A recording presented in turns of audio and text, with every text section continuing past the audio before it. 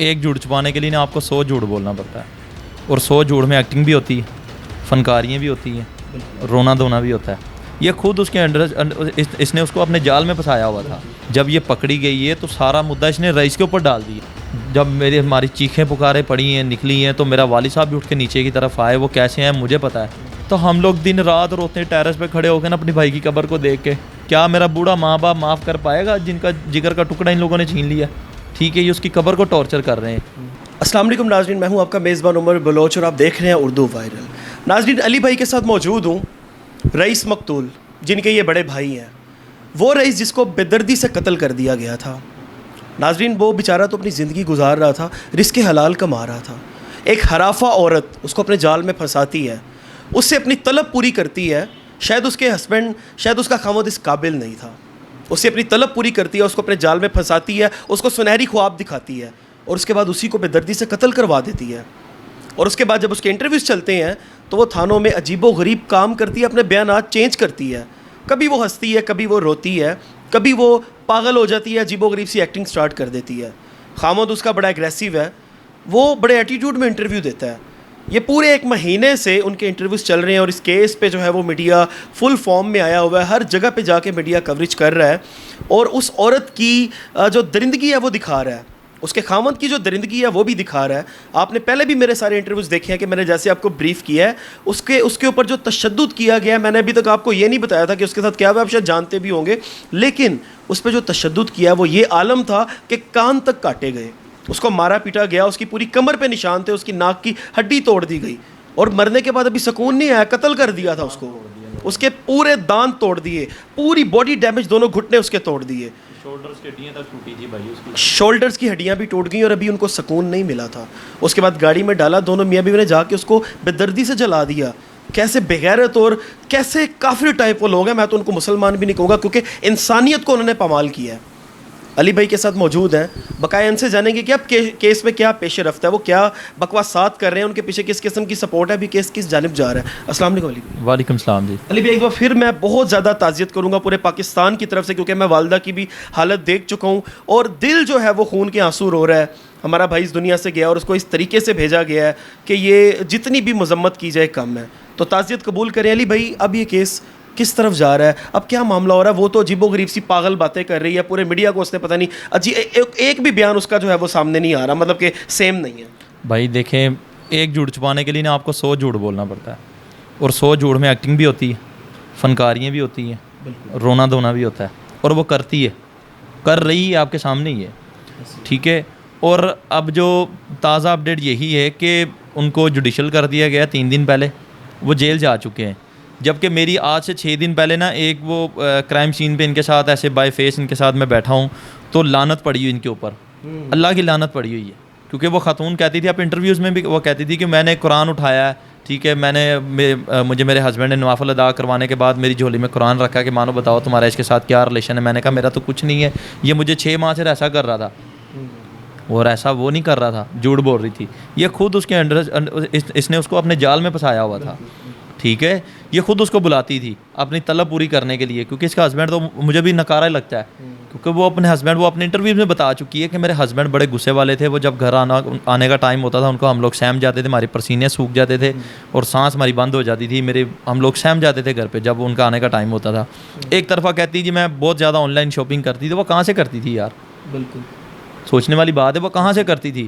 وہ یہاں سے کرتی تھی کہ وہ رئیس کو یوز کرتی تھی، ٹھیک ہے، اس نے رئیس کو اپنے جال میں ورگلایا ہوا تھا، ٹھیک ہے، اس نے انہوں نے گھر بلایا، گھر بلاتی تھی اپنی حبس پوری کرنے کے لیے، ساری چیزیں کرنے کے لیے۔ جب یہ پکڑی گئی ہے تو سارا مدعا اس نے رئیس کے اوپر ڈال دیا، ٹھیک ہے، رئیس کے اوپر اس نے مدعا ڈال دیا، اور رئیس کے اوپر مدعا ڈالنے کے بعد انہوں نے سارا میرے بھائی کو ٹریپ کیا، اپنے جال میں ورگلا کے پھنسا کے اس نے دھوکے کے ساتھ میرے بھائی کو گھر بلایا۔ گھر بلانے کے بعد سارا وہ کیا، پہلے بھی بتا چکے ہیں کہ وہ اتنا وحشیانہ تشدد وہ جو کرتے رہے کہ یار تمہیں ذرا خدا کا خوف نہیں آیا، کہ تمہارے دل میں ذرا اللہ کا ڈر نہیں تھا، کیا تم مسلمان نہیں تھے؟ مجھے تو یہ بالکل بھی مسلمان نہیں لگتے، یہ مجھے جزیز کے لشکر میں سے آئے لگتے ہیں۔ انسانیت کو پمال کر کے یار، انسانیت کو پمال کر کے لاش کی بے حرمتی کی ان لوگوں نے، اس کو جلا ڈالا۔ علی بھائی، جب آپ نے ڈیڈ باڈی ریسیو کی تھی اس ٹائم کیا عالم تھا؟ کیا عالم تھا؟ ابھی بھی بتاتے ہوئے نا کانپ جاتے ہیں ہم لوگ کہ زخم تازہ ہے. کہ جب یہ میرے بھائی کو ایسے لے کے باہر کی طرف آ رہے تھے تو ہم چیخیں مار مار کے روتے تھے, مر گئے تھے ہم لوگ وہاں پہ کہ یار اتنا ظلم کیا میرے بھائی کے ساتھ کہ میں نے اپنے رب سے اتنا گہرا جو اپنے رب سے شکوہ کیا کہ یا اللہ تو ہر جگہ موجود ہوتا ہے, یا اللہ تو اس وقت کیوں نہیں میرے بھائی کے پاس موجود تھا جب انہوں نے میرے بھائی کی جان لی, یا اللہ تو وہاں پہ کیوں نہیں موجود تھا جب میرے بھائی کی لاش کو انہوں نے جلایا, لاش کی بے حرمتی کی گئی, یا اللہ تو اس وقت کہاں تھا جب میرے بھائی کو پکڑ کے تشدد کر رہے تھے, یا اللہ تو کہاں, تو ہر جگہ موجود ہوتا ہے. یا اللہ ہمارے قرآن میں لکھا ہوا ہے کہ اللہ پاک ہر جگہ موجود ہوتا ہے. ایک انسان کے ساتھ 2 فرشتے ہر وقت موجود ہوتے ہیں. یا اللہ کیا وہ فرشتوں نے آپ کو نہیں پکارا کہ جب رئیس کی جان نکال رہے تھے, میں چیخے مار مار کے روئے ہم لوگ, تو کوئی ہمیں پانی پلا رہا, کوئی اٹھا رہا ہے, کوئی ایسے دلاسے دے رہا ہے, کوئی کچھ کر رہا ہے, کوئی کچھ کر رہا ہے. میں ان کو یہ کہہ رہا ہوں کہ یار میرے گھر پہ کوئی نہ بتایا ابھی کہ میرا بوڑھا ماں باپ ایک دم ان کو صدمہ ملے گا نا اپنے جوان بچے کا, تو وہ نہیں برداشت کر سکے گا. ہم جا کے ان کو اپنی طرف سے اپنے حساب سے وہ بتا دیں گے تو شاید ان کو تھوڑا سا صبر آ جائے. ہمارے محلے میں یہاں پہ وہ فجر کا ٹائم ہو گیا تھا, آپ یقین مانے اس وقت جو پورا اہل علاقہ اکٹھا ہو کے ہمارے گھر کے باہر ایسے گھوم رہے تھے لوگ, تو میری بہنیں, میری والدہ, میری بھابھییں یہ ٹیرس پہ کھڑے ہو کے لوگوں سے پوچھ رہے تھے جو جاننے والے تھے کہ بھائی خیریت ہے, کیا ہوا ہے, معاملہ تو ٹھیک ہے. انہوں نے کسی کو بھی نہیں بتایا ہمارے گھر پہ, انہوں نے بس یہی آگے سے ان کو نا ٹال دیا کہ وہ تھوڑا سا ایسے محسوس ہوا جیسے زلزلہ سا آیا, تو ہم لوگ باہر کی طرف آ گئے. کہتے ہمیں تو نہیں محسوس ہوا, کہتے نہیں ایسے تھوڑا سا محسوس ہوا, ہم لوگ اس لیے باہر آ گئے. اتنے میں آ گیا ہوں, میں گاڑی سے نکلا, میرا حلیہ دیکھا میری بہن نے, اور ہم لوگ نا باہر سے گیٹ لاک کر کے گئے تھے. میں نے گیٹ کھولا ہے, میری بہن نیچے کی طرف آئی, وہاں پہ کوہرام مچ گیا. میرا باپ سو رہا تھا, بیمار تھا, وہ سو رہا تھا. جب ہماری چیخیں پکاریں پڑی ہیں, نکلی ہیں, تو میرا والد صاحب بھی اٹھ کے نیچے کی طرف آئے. وہ کیسے ہیں مجھے پتہ ہے کہ میرا باپ کی سہارے, ڈنڈے کے سہارے پکڑ کے, وہ گرل کے سہارے وہ نیچے آئے. ہم لوگ وہاں پہ چیخیں پکارے مارنا شروع ہو گئے کہ یار اتنی درندگی. تب بھی میرے ماں باپ کو نہیں پتہ تھا کہ ہمارے بچے کے ساتھ ایسی سفاکیت کی گئی, درندگی کی ان لوگوں نے. تو میں نے بس یہی کہا کہ ماں جی رئیس ساڈے وچ نہیں رہا, کہ رئیس سانو کلیاں کر گیا. تو ہم لوگ تڑپ کے یار روتے تھے, آج بھی نہ روتے ہی ہیں میرے بھائی, کیا کریں, نہیں برداشت ہوتا. اپنے ہاتھوں سے پالا ہوا, 23 سال کا بچہ تھا, میری 32 سال ایج ہے, کہ 23 سال کا تھا رئیس, آپ کے تو بچوں جیسا, ٹھیک ہے بچوں جیسا. میں نے خود اس کو پڑھایا لکھایا, لے کے آنا جانا, سب سے چھوٹا وہ تھا, اس سے بڑا میں تھا. ہم لوگ ایک ہی مسجد میں پڑھے تھے, ٹھیک ہے. اسکول میں ایک ہی اسکول میں ہم لوگ اس کو لے کے گئے جہاں میں پڑھا. میں نے کہا یہاں پہ تو نے پڑھنا ہے. بچپن کے ساتھ کی یادیں ہیں, کس طرح ختم ہو ہی نہیں سکتی. میں آپ کو بچپن کی فوٹوز دکھا سکتا ہوں, ہم اکٹھے نہا رہے ہیں, کھیل رہے ہیں. کہاں لے کے جائیں میرے بھائی اس کو. بھائیوں کی محبت ایک خون ہوتا ہے, کیسے میں بھول سکتے ہیں. ابھی بھی آپ نے باہر سے آوازیں سنی ہوگی, میرے گھر کا جو فاصلہ ہے 50 فٹ کا فاصلہ ہے قبرستان کا. تو ہم لوگ دن رات روتے ہیں ٹیرس پہ کھڑے ہو کے نا اپنی بھائی کی قبر کو دیکھ کے, کہ یہاں سے نظر بھی آتی ہے, میں نے نظر آتی ہے. میں نے آپ کو پہلے بھی ایک دن آیا, میں نے آپ کو دکھایا.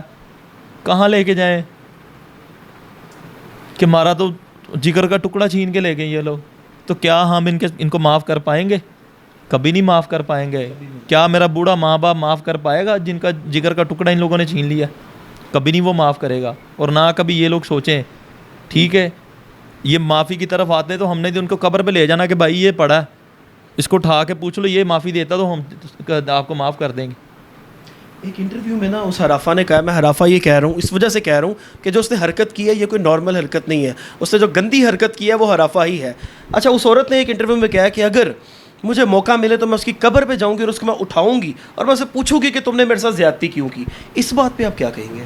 یہ تو پہلے میں آپ کو کلیئر کر چکا ہوں کہ یہ لوگ پہلے میرے بھائی کو ٹارچر کرتے رہے, زندہ کو ٹارچر کر کے اس کو بہتان لگاتے رہے, اس کے اوپر تشدد کرتے رہے ہیں. اب وہ اس کی قبر کو ٹارچر کرتے ہیں. یار ایک نارمل انسان بھی ہو نا, کو ایک وہ اللہ کی طرف سے جس کی آئی ہو وہ چلا جائے, وہ کہتے ہیں اس کو بھی نہیں اس طرح کی بات کرنی چاہیے کہ وہ اپنے مال اس کے مال اس کے ساتھ ہیں, آپ کے مال اپنے پاس ہیں. ٹھیک ہے, اس کو بالکل بھی نہیں کوئی برا کرنا چاہیے, اگر ہو بھی تو اس کو نہیں کہنا چاہیے. لیکن میرا بھائی نہ تو برا تھا, ٹھیک ہے, نہ اس طرح کا تھا. اس بدمکار عورت نے اس کو اپنے جال میں ورگلا کے بسایا تھا. ٹھیک ہے, یہ اس کی قبر کو ٹارچر کر رہے ہیں. تو اللہ کی شان کے اس نے قرآن اٹھایا تھا, بقول اس کے کہ قرآن اٹھایا تھا, اور قرآن کی لعنت اس کے اوپر پڑی میں نے آج سے 6 دن پہلے دیکھ لی ہے.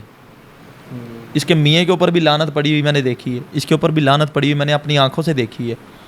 تو بھائی کیا بیتری ہوگی اس ماں باپ کے اوپر جس کا جوان بیٹا آج سے 13 دن بعد اس کی شادی تھی, 12 دن بعد 12 دن بعد جو اس کی شادی تھی, جو اس کے شادی کے جوڑے اپنے ہاتھوں سے خرید کے لایا تھا, وہ جوڑے میں بھائی کس کو جا کے پہناؤں.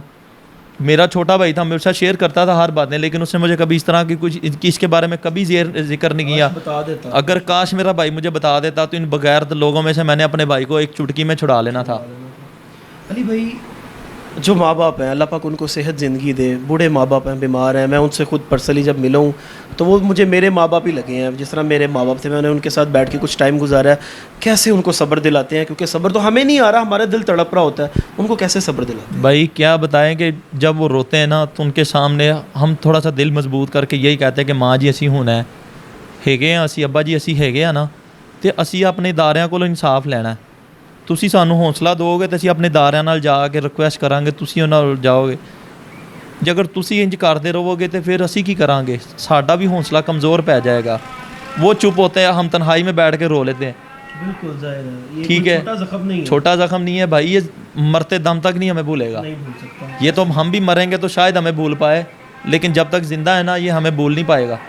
علی بھائی عوام آپ کو بہت زیادہ سپورٹ کر رہی ہے, کیونکہ ہماری عوام نے بہت زیادہ کمنٹس ہیں ہماری ویڈیوز کے نیچے. عوام اس معاملے میں سٹینڈ کر رہی ہے, عوام ولاگز بنا رہی ہے, عوام ویڈیوز بنا رہی ہے ان کے خلاف, اور ان کے خلاف ایک پوری مہم چلا رہی ہے عوام. ادارے تو انشاءاللہ ضرور انصاف دیں گے, کیونکہ اس بار جتنے ادارے بھی ایکٹیو نظر آ رہے ہیں, جتنی پولیس ایکٹیو نظر آ رہی ہے, اللہ کے حکم سے سارا جو ہے وہ ان کے خلاف ایویڈنس بھی جمع ہو چکے ہیں, ان کو سخت سے سخت سزا ملے گی. اور میں بھی ریکویسٹ کرتا ہوں اپنی عدالتوں سے, اپنے اداروں سے, کہ میرٹ پہ فیصلہ کریں اور جتنی ہو سکتا ہے جلدی فیصلہ کریں, تاکہ شریعت جو ہے وہ پامال نہ ہو. کیونکہ اس معاملے میں اب یہاں پہ شریعت پامال ہوگی اگر آپ فیصلے میں ذرا سی بھی تاخیر کریں گے. فیصلہ بالکل سامنے ہے, فیصلہ بالکل کلیئر ہے, ایویڈنس بالکل کلیئر ہیں, ایلیگیشنز بالکل کلیئر ہیں. آپ کو اس پہ سٹیپ لینا چاہیے, ان دونوں کو پھانسی کی سزا دیں. اپنی عوام سے آپ کیا کہیں گے, جس عوام نے آپ کو بہت زیادہ سپورٹ کیا اور اتنی ہائپ کریٹ کی, کیا وہ ملزمان قانون کے شکنجے میں ہیں؟ میں اپنی عوام سے یہی ان کا شکر گزار ہوں کہ آپ نے ہماری بہت ساری ہیلپ کی, اور میں آپ سے یہ ریکویسٹ کرتا ہوں کہ آپ رئیس کے لیے دعا کیجیے گا. باخدا کہ ہمیں ملتا ہے اور اس حالت میں مل رہا ہے کہ زخموں سے بھرا مل رہا ہے. کبھی اس کی وہ ٹانگوں سے مفلوج ہے, کبھی وہ ملتا ہے ایسے تشدد, کٹس لگے ہوئے, اس کو ضربیں لگی ہیں, اور وہ ایک ہی منہ سے اس کے بعد نکلتی. باخدا میرا منہ بھی قبلے کی طرف ہے کہ اس کے منہ سے ایک ہی بات نکلتی کہ ان ظالموں نے بڑا ظلم کیا میرے اوپر, بڑا تشدد کیا ان ظالموں نے میرے اوپر. تو میرے بھائی کیسے ہم اپنے بھائی کو بھولیں گے, ان کو کیسے معاف کریں گے؟ ہمیں اپنے اداروں پہ یقین ہے, بھروسہ ہے, اور ہم لوگ اپنے اداروں سے اس چیز کی ریکویسٹ کرتے ہیں کہ ان کو کڑی سے کڑی سزا دیں, اور چوک چوراہے میں لا کے کھڑا کر کے ان کو سزا دیں سر عام, تاکہ یہ دنیا کے لیے عبرت کا نشانہ بنے. ٹھیک ہے, انہوں نے اتنا بڑا ظلم کیا ہے میرے بھائی کے ساتھ. وہ حافظ قرآن تھا یار, پڑھا لکھا لڑکا تھا. آپ اہل علاقہ میں جا کے کہیں بھی ہماری غیر موجودگی میں وزٹ کریں, کسی بچے سے بھی پوچھیں گے نا, وہ آپ کو بتائے گا کہ رئیس کس طرح کا لڑکا تھا. اچھا ناظرین, اب پروگرام کا اختتام ہے, اور سب سے پہلے میں یہ کہوں گا کہ اللہ پاک میرے بھائی کو جنت الفردوس میں اعلیٰ مقام عطا فرمائے, اس کی آگے کی منزلیں آسان فرمائے, قبر کا سفر اس کے لیے آسان فرمائے. کیونکہ جتنی اذیت اس نے دیکھ لی ہے, جتنی اذیت سے ہے کہ وہ اس دنیا سے گیا ہے, اب آگے اس کے لیے آسانیاں ہونی چاہیے. اور میرا رب بڑا غفور الرحیم ہے, انشاءاللہ اس کی قبر میں جنت کی طرف سے ہوا آتی ہوگی انشاءاللہ. میرا رب فرماتا ہے کہ میرے ان بندوں سے کہہ دو جنہوں نے اپنی جانوں پہ ظلم کر لیے ہیں, اپنے رب کی رحمت سے مایوس نہ ہوں, بے شک تمہارا رب سارے کے سارے گناہ بھی معاف کر دیتا ہے. تو جتنی اذیت دنیا میں مل چکی, آگے کا سفر بہت آسان ہوگا, ہمارا یہ ایمان ہے. اور آپ نے یہاں پہ جو ہے وہ جتنی ان کو سپورٹ کیا, میں آپ کو خراج تحسین پیش کرتا ہوں. میں اپنے میڈیا ورکرز کو خراج تحسین پیش کرتا ہوں جنہوں نے اس کیس کو اتنا ہائپ دی کہ وہ ملزمان جو ہے وہ پکے شکنجے میں, اور انشاءاللہ چھوٹنے کے تو 1% بھی چانسز نہیں ہے. اور ان لوگوں کو جو ہے وہ اللہ پاک صبر دے. بوڑھے والدین میں ان سے ملا ہوں, میں نے آپ کو ان کی ویڈیوز بھی دکھائی ہیں, اللہ پاک ان کو صبر دے, بیچارے معصوم ہیں. اس ٹائم ان کا بچوں والا پیریڈ ہے, وہ اس ٹائم بچے ہیں, اور جب بچے پہ اتنی بڑی قیامت ٹوٹے گی تو ظاہر سی بات ہے قیامت خود بتائے گی کہ قیامت کیوں ضروری تھی. تو میری آپ سب سے ریکویسٹ ہے کہ آپ بھی ان کو دعا میں یاد رکھیے گا. رئیس کے لیے زیادہ سے زیادہ دعا کیجیے گا, پڑھائی کیجیے گا, ان کو سپورٹ کیجیے گا, اور ان کے انصاف کے حصول کے لیے دعا کیجیے گا. اللہ نگہبان.